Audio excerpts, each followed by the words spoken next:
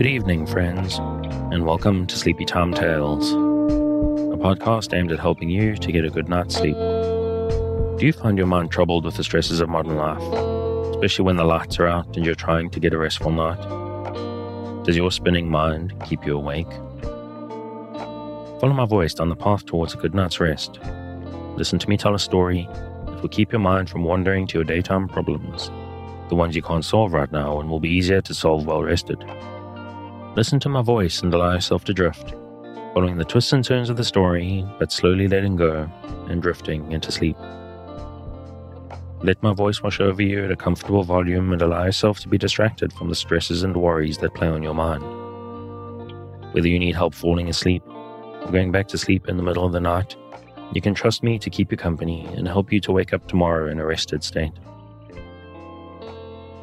You may need to try out Sleepy Time Tales for a few nights to get used to this slightly strange idea, but I believe it will be well worth your while. I'm here to work with you, to create a safe space, a cocoon in which you can curl up and allow nature to take its course. So settle down, relax, and allow yourself to get lost in my telling of tonight's story. Before we get to tonight's reading, I'd like to ask for a few minutes of your time. Sleepy Time Tales is a listener-supported podcast. I can only keep it going, paying for the services and tools that I use and justify the time that I use on it, thanks to the generosity of listeners like you. So if you're finding Sleepy Time Tales useful, if it helps you to get a restful night, and you'd like to keep it going out to thousands of insomniacs just like you, and you have the means, please consider supporting it on the Patreon at patreon.com/sleepytimetales. This is monthly support that not only helps me keep the lights on, but can get you fun bonuses based on your contribution level. So go along there, take a look, and sign up if you're interested. Shoutouts and thank yous also to 3 new patrons, Alison B, another Alison, Alison S, and Patty, all of whom signed up in the last month or so. I really appreciate every single one of you for signing up. Thank you very much, and I hope you're getting and enjoying your bonuses. But if monthly seems a big ask, you can make once-off tips to the tip jar on the website. And if you'd like to help Sleepy Time Tales without having to do so financially, you can actually just try telling people about it. If you know someone who's struggling to sleep and you think I can help them, just point this out and see how it goes. Thank you for your time. Let's get on with Pride and Prejudice. We're picking up with Gossip and Shenanigans. We return this week to Pride and Prejudice by Jane Austen. Caroline decidedly says that none of the party will return to Hertfordshire this winter. I'll read it to you. When my brother left us yesterday, he imagined that the business which took him to London might be concluded in 3 or 4 days. But as we are certain it cannot be so, and at the same time convinced that when Charles gets to town he will be in no hurry to leave it again, we have determined on following him thither, that he may not be obliged to spend his vacant hours in a comfortless hotel. Many of my acquaintances are already there for the winter. I wish that I could hear that you, my dearest friend, had any intention of making one of the crowd, but of that I despair. I sincerely hope your Christmas in Hertfordshire may abound in the gaieties which that season generally brings, and that your beaux will be so numerous as to prevent your feeling the loss of the 3 of whom we shall deprive you. It is evident by this, added Jane, that he comes back no more this winter.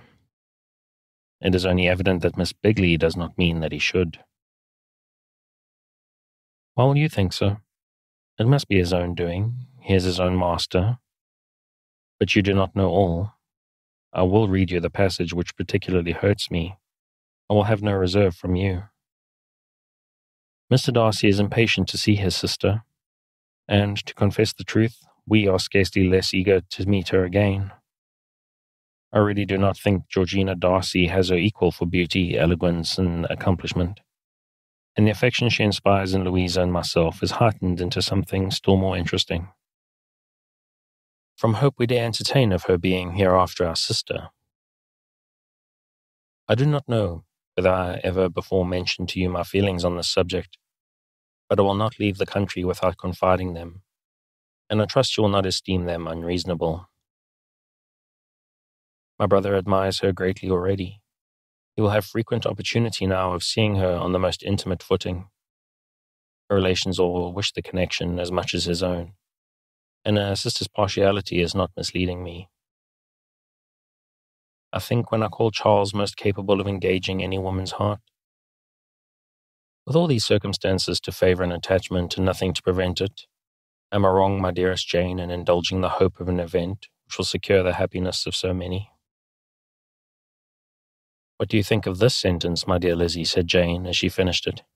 Is it not clear enough? Does it not expressly declare that Caroline neither expects nor wishes me to be her sister? That she is perfectly convinced of her brother's indifference, and that if she suspects the nature of my feelings for him, she means, most kindly, to put me on my guard? Can there be any other opinion on the subject? Yes, there can, for mine is totally different. Will you hear it? Most willingly. You shall have it in a few words. Miss Bingley sees that her brother is in love with you, and wants him to marry Miss Darcy.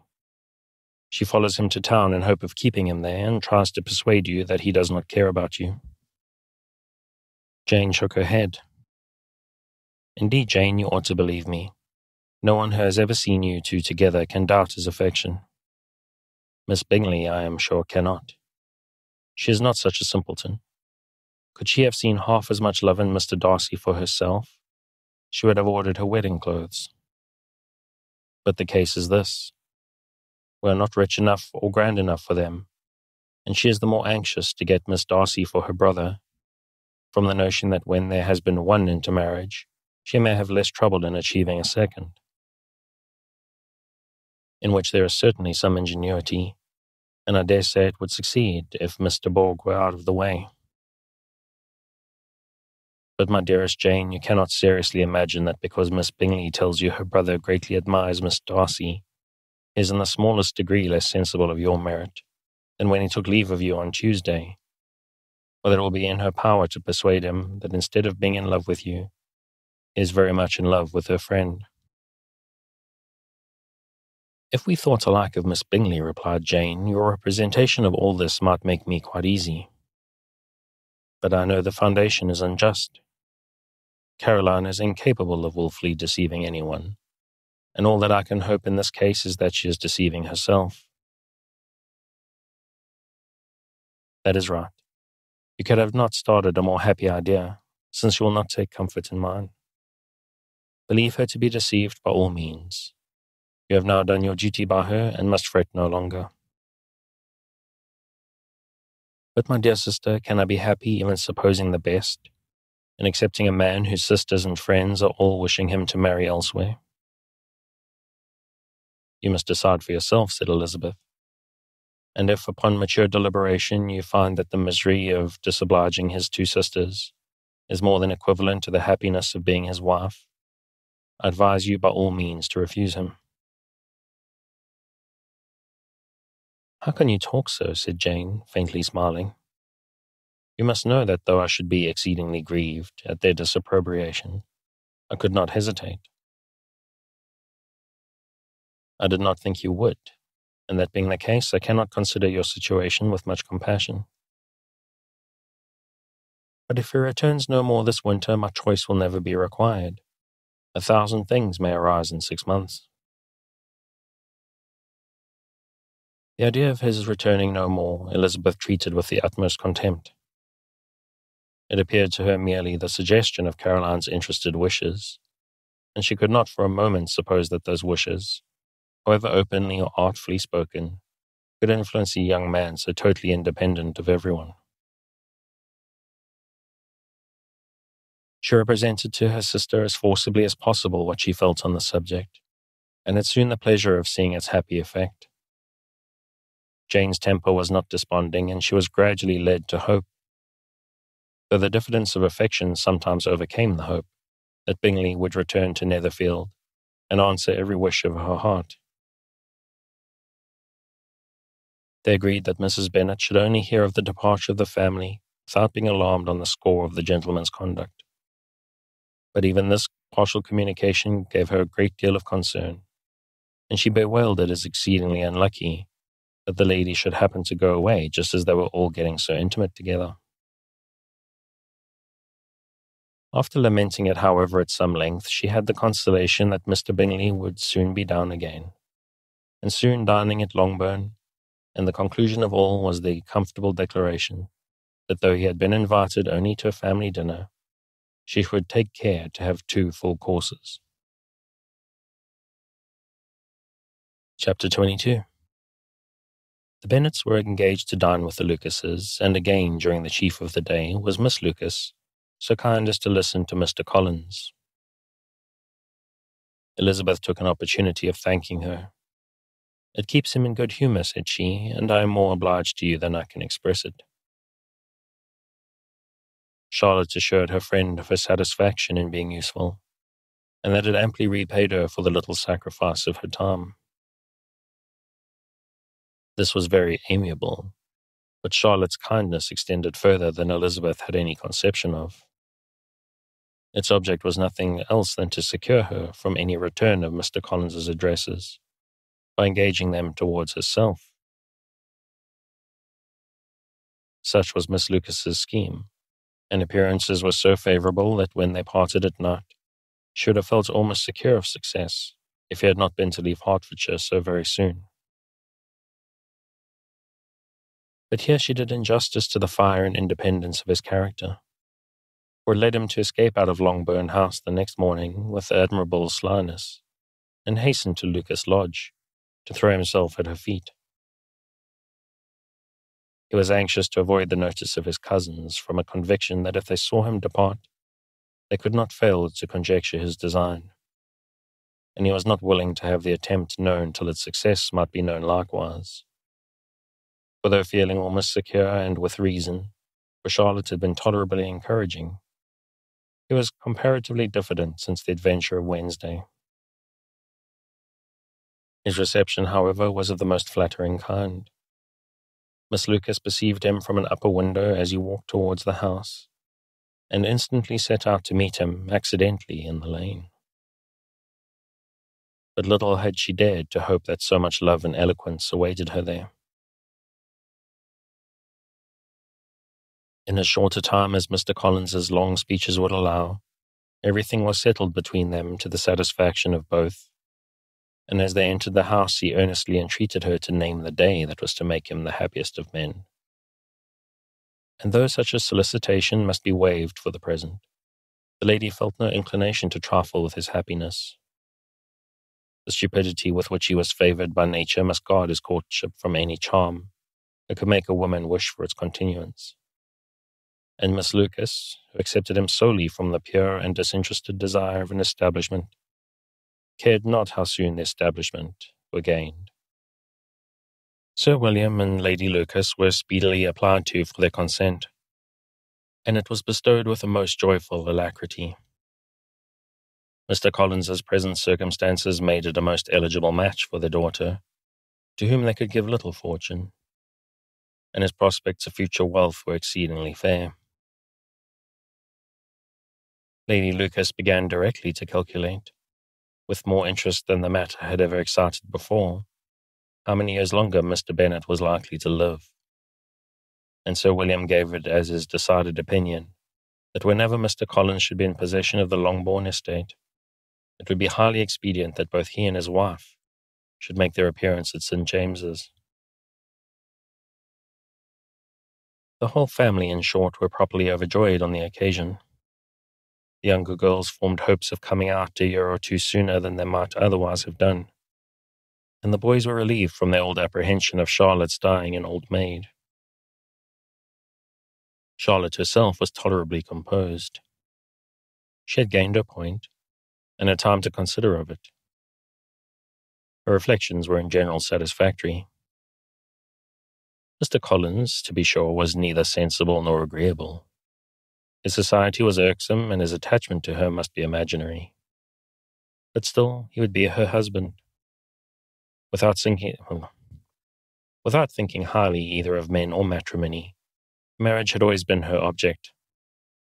It was the only provision for well-educated young women of small fortune, and however uncertain of giving happiness, must be their pleasantest preserve from want. This preservative she had now obtained, and at the age of 27, Without having ever been handsome, she felt all the good luck of it. The least agreeable circumstance in the business was the surprise it must occasion to Elizabeth Bennet, whose friendship she valued beyond that of any other person. Elizabeth would wonder, and probably would blame her, and though her resolution was not to be shaken, her feelings must be hurt by such disapprobation. She resolved to give her the information herself, and therefore charged Mr. Collins, when he returned to Longbourn to dinner, to drop no hint of what had passed before any of the family. A promise of secrecy was of course very dutifully given, but it could not be kept without difficulty, for the curiosity excited by his long absence burst forth in such very direct questions on his return, which required some ingenuity to evade, and he was at the same time exercising great self-denial, for he was longing to publish his prosperous love. As he was to begin his journey too early on the morrow to see any of the family, the ceremony of leave-taking was performed when the ladies moved for the night, and Mrs. Bennet, with great politeness and cordiality, said how happy they should be to see him at Longbourn again, whenever his engagements might allow him to visit them. "My dear madam," he replied, "this invitation is particularly gratifying, because it is what I have been hoping to receive, and you may be very certain that I shall avail myself of it as soon as possible." They were all astonished, and Mr. Bennet, who could by no means wish for so speedy a return, immediately said, "But is there not danger of Lady Catherine's disapprobation here, my good sir? You had better neglect your relations than run the risk of offending your patroness." "My dear sir," replied Mr. Collins, "I am particularly obliged to you for this friendly caution, and you may depend upon my not taking so material a step without her ladyship's concurrence. You cannot be too much upon your guard. Risk anything rather than her displeasure, and if you find it likely to be raised by your coming to us again, which I should think exceedingly probable, stay quietly at home and be satisfied that we shall take no offence. Believe me, my dear sir, my gratitude is exceedingly excited by such affectionate attention, and depend upon it, you will speedily receive from me a letter of thanks for this, and for every other mark of your regard during my stay in Hertfordshire. As for my fair cousins, though my absence may not be long enough to render it necessary, I shall now take the liberty of wishing them health and happiness, not excepting my cousin Elizabeth." With proper civilities the ladies then withdrew, all of them equally surprised that he meditated a quick return. Mrs. Bennet wished to understand by it that he thought of paying his addresses to one of her younger girls, and Mary might have been prevailed on to accept him. She rated his abilities much higher than any of the others. There was a solidity in his reflections which often struck her, and though by no means so clever as herself, she thought that if encouraged to read and improve himself by such example as hers, he might become a very agreeable companion. But on the following morning every hope of this kind was done away. Miss Lucas called soon after breakfast, and in a private conference with Elizabeth related the event of the day before. The possibility of Mr. Collins's fancying himself in love with her friend had once occurred to Elizabeth within the last day or two, but that Charlotte could encourage him seemed almost as far from possibility as she could encourage him herself, and her astonishment was consequently so great as to overcome the first bounds of decorum, and she could not help crying out, "Engaged to Mr. Collins? My dear Charlotte, impossible." The steady countenance which Miss Lucas had commanded in telling her story gave way to a momentary confusion here, on receiving so direct a reproach. Though as it was no more than she expected, she soon regained her composure, and calmly replied, "Why should you be surprised, my dear Eliza? Do you think it incredible that Mr. Collins should be able to procure any woman's good opinion, because he was not so happy as to succeed with you?" But Elizabeth had now recollected herself, and making a strong effort for it, was able to assure with tolerable firmness that the prospect of their relationship was highly grateful to her, and that she wished her all imaginable happiness. "I see what you are feeling," replied Charlotte. "You must be surprised, very much surprised, so lately as Mr. Collins was wishing to marry you. But when you have had the time to think it over, I hope you will be satisfied with what I have done. I'm not romantic, you know. I never was. I ask only a comfortable home. And considering Mr. Collins's character, connection, and situation in life, I'm convinced that my chance of happiness with him is as fair as most people can boast on entering the marriage state." Elizabeth quietly answered, "Undoubtedly." And after an awkward pause, they returned to the rest of the family. Charlotte did not stay much longer, and Elizabeth was then left to reflect on what she had heard. It was a long time before she became at all reconciled to the idea of so unsuitable a match. The strangeness of Mr. Collins's making 2 offers of marriage within 3 days was nothing in comparison with his now being accepted. She had always felt that Charlotte's opinion of matrimony was not exactly like her own, but she had not supposed it to be possible that when called into action, she would have sacrificed every better feeling to worldly advantage. Charlotte, the wife of Mr. Collins, was a most humiliating picture. And to the pang of a friend disgracing herself and sunk in her esteem was added the distressing conviction that it was impossible that friend to be tolerably happy in the lot she had chosen. Chapter 23. Elizabeth was sitting with her mother and sisters, reflecting on what she had heard, and doubting whether she was authorized to mention it, when Sir William Lucas himself appeared, sent by his daughter to announce her engagement to the family. With many compliments to them and much self-gratulation on the prospect of a connection between the houses, he unfolded the matter to an audience not merely wondering, but incredulous. For Mrs. Bennet, with more perseverance than politeness, protested that he must be entirely mistaken. And Lydia, always unguarded and often uncivil, boisterously exclaimed, "Good Lord, Sir William, how can you tell such a story? Do you not know that Mr. Collins wants to marry Lizzy?" Nothing less than the complacence of a courtier could have borne without anger such treatment, but Sir William's good breeding carried him through it all. And though he begged relief to be positive as to tell the truth of his information, he listened to all their impertinence with the most forbearing courtesy.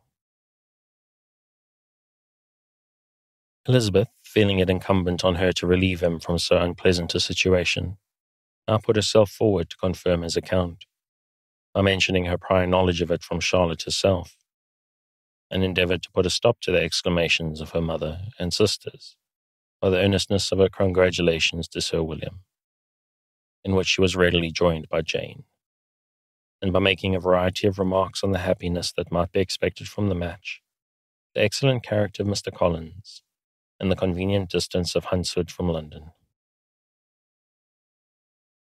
Mrs. Bennet was in fact too much overpowered to say a great deal, while Sir William remained. But no sooner had he left them than her feelings found a rapid vent. In the first place, she persisted in disbelieving the whole of the matter. Secondly, she was very sure that Mr. Collins had been taken in. Thirdly, she trusted that they would never be happy together. And fourthly, that the match might be broken off. 2 inferences, however, were plainly deduced from the whole. One, that Elizabeth was the real cause of the mischief, and the other that she herself had been barbarously misused by them all. And on these 2 points she principally dwelt during the rest of the day. Nothing could console and nothing could appease her, nor did that day wear out her resentment. A week elapsed before she could see Elizabeth without scolding her. A month passed away before she could speak to Sir William or Lady Lucas without being rude. And many months were gone before she could all forgive their daughter. Mr. Bennet's emotions were much more tranquil on the occasion, and as such as he did experience, he pronounced to be of a most agreeable sort. For it gratified him, he said, to discover that Charlotte Lucas, whom he had been used to think tolerably sensible, was as foolish as his wife, and more foolish than his daughter. Jane confessed herself a little surprised at the match, but she said less of her astonishment than of her earnest desire for their happiness. Nor could Elizabeth persuade her to consider it as improbable. Kitty and Lydia were far from envying Miss Lucas, for Mr. Collins was only a clergyman, and it affected them in no other way than as a piece of news to spread at Meryton. Lady Lucas could not be insensible of triumph in being able to retort on Mrs. Bennet the comfort of having a daughter well married, and she called at Longbourn rather oftener than usual to say how happy she was, though Mrs. Bennet's sour looks and ill-natured remarks might have been enough to drive happiness away.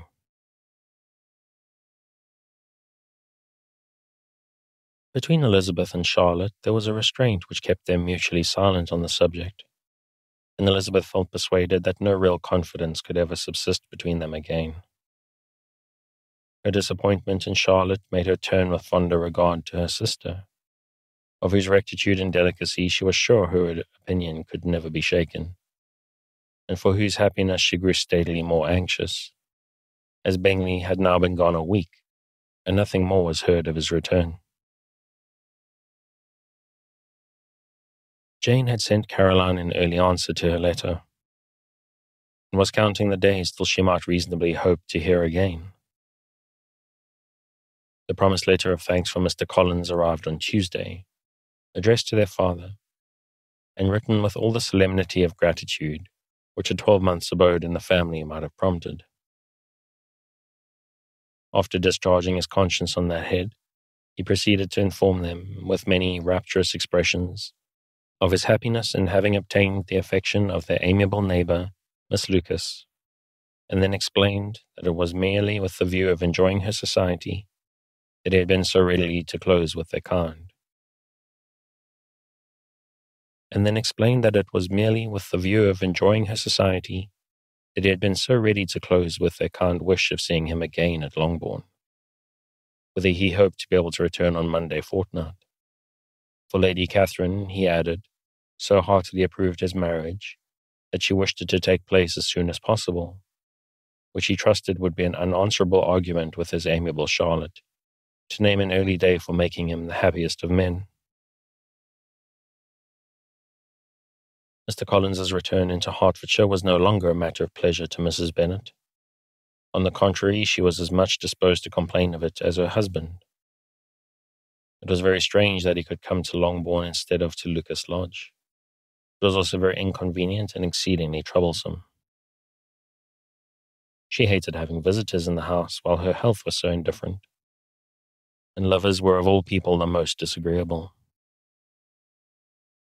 Such were the gentle murmurs of Mrs. Bennet, and they gave way only to the greater distress of Mr. Bingley's continued absence. Neither Jane nor Elizabeth were comfortable on this subject. Day after day passed away without bringing any other tidings of him than the report which shortly prevailed in Meryton of his coming no more to Netherfield the whole winter. A report which highly incensed Mrs. Bennet, and which she never failed to contradict as most scandalous falsehood. Even Elizabeth began to fear, not that Bingley was indifferent, but that his sisters would be successful in keeping him away. Unwilling as she was to admit an idea so destructive of Jane's happiness and so dishonourable to the stability of her lover, she could not prevent its frequently occurring. The united efforts of his two unfeeling sisters and of his overpowering friend, assisted by the attractions of Miss Darcy and the amusements of London, might be too much, she feared, for the strength of his attachment. As for Jane, her anxiety under this suspense was of course more painful than Elizabeth's, for whatever she felt she was desirous of concealing, and between herself and Elizabeth, therefore, the subject was never alluded to. But as no such delicacy restrained her mother, an hour seldom passed in which she did not talk of Bingley, express her impatience for his arrival, or even require Jane to confess that if he did not come back, she would think herself very ill-used. It needed all Jane's steady mildness to bear these attacks with tolerable tranquillity. Mr. Collins returned most punctually on Monday fortnight, but his reception at Longbourn was not quite so gracious as it had been. Mr. Collins returned most punctually on Monday fortnight, but his reception at Longbourn was not quite so gracious as it had been on his first introduction. He was too happy, however, to need much attention, and luckily for the others, the business of love-making relieved them from a great deal of his company. The chief of every day was spent by him at Lucas Lodge, and he sometimes returned to Longbourn only in time to make an apology for his absence, before the family went to bed. Mrs. Bennet was really in a most pitiable state. The mention of anything concerning the match threw her into an agony of ill humour, and wherever she went she was sure of hearing it talked of. The sight of Miss Lucas was odious to her. As her successor in that house, she regarded her with jealous abhorrence. Whenever Charlotte came to see them, she concluded her to be anticipating the hour of possession, and whenever she spoke in a low voice to Mr. Collins, was convinced that they were talking of the Longbourn estate, and resolving to turn herself and her daughters out of the house as soon as Mr. Bennet was dead. She complained bitterly of all this to her husband. "Indeed, Mr. Bennet," said she, "it is very hard to think that Charlotte Lucas should ever be mistress of this house, that I shall be forced to make way for her, and live to see her take her place in it. My dear, do not give way to such gloomy thoughts. Let us hope for better things. Let us flatter ourselves that I may be the survivor." This was not very consoling to Mrs. Bennet, and therefore, instead of making any answer, she went on as before. "I cannot bear to think that they should have all this estate. If it was not for the entail, I should not mind it." "What should you not mind?" "I should not mind anything at all."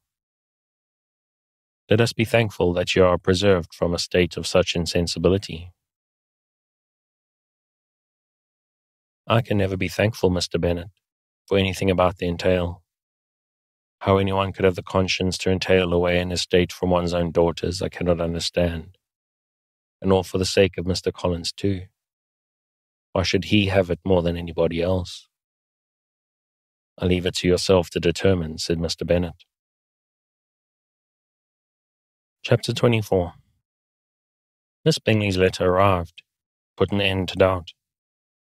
The very first sentence conveyed the assurance of their being all settled in London for the winter, and concluded with her brother's regret at not having had time to pay his respects to his friends in Hertfordshire before he left the country. Hope was over, entirely over, and when Jane could attend to the rest of the letter, she found little, except the professed affection of the writer, that could give her any comfort. Miss Darcy's praise accompanied the chief of it, for many attractions were again dwelt on, and Caroline boasted joyfully of their increased intimacy, and ventured to predict the accomplishment of the wishes which had been unfolded in her former letter.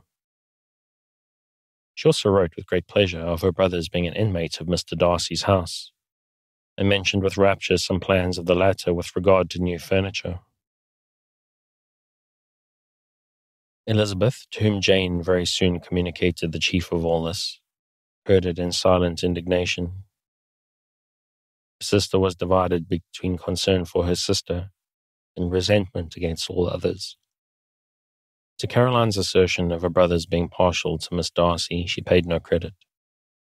That he was really fond of Jane she doubted no more than she had ever done, and much as she had always been disposed to like him, she could not think without anger, hardly without contempt, on that easiness of temper, that want of proper resolution, which now made him the slave of his designing friends, and led him to sacrifice of his own happiness to the caprice of their inclination. Had his own happiness, however, been the only sacrifice, he might have been allowed to sport with it in whatever manner he thought best. But her sister's was involved in it, and she thought he must be sensible himself. It was a subject, in short, on which reflection would be long indulged, and must be unavailing. She could think of nothing else. And yet, whether Bingley's regard had really died away, or was suppressed by his friend's interference, whether he had been aware of Jane's attachment, or whether it had escaped his observation, whatever were the case, though her opinion of him must be materially affected by the difference, her sister's situation remained the same, her peace equally wounded. A day or two passed before Jane had courage to speak of her feelings to Elizabeth. But at last, on Mrs. Bennet's leaving them together, after a longer irritation than usual about Netherfield and its master, she could not help saying, "Oh, that my dear mother had more command over herself. She can have no idea of the pain she gives me by her continual reflections on him. But I will not repine. It cannot last long. He will be forgot, and we shall all be as we were before." Elizabeth looked at her sister with incredulous solicitude, but said nothing. "You doubt me," cried Jane, slightly colouring. "Indeed, you have no reason. He may live in my memory as the most amiable man of my acquaintance, but that is all. I have nothing either to hope or fear, and nothing to reproach him with. Thank God, I have not that pain. A little time, therefore, I shall certainly try to get the better." With a stronger voice, she soon added, "I have this comfort immediately, that it has not been more than an error of fancy on my side, and that it has done no harm to anyone but myself." "My dear Jane," exclaimed Elizabeth, "you are too good. Your sweetness and disinterestedness are really angelic. Your sweetness and disinterestedness are really angelic. I do not know what to say to you. I feel as if I had never done you justice, or loved you as you deserve. And I think I'm going to leave it there. As always, if you want to pick up where I'm leaving off, you can get the original on Project Gutenberg at the link in the show notes. Thanks again for joining me on this episode of Sleepy Time Tales, the podcast designed around a bedtime story to help you to get a restful night. But make sure to follow or subscribe wherever you get your podcasts so that you get your new episodes whenever they come out. Good night and sweet dreams.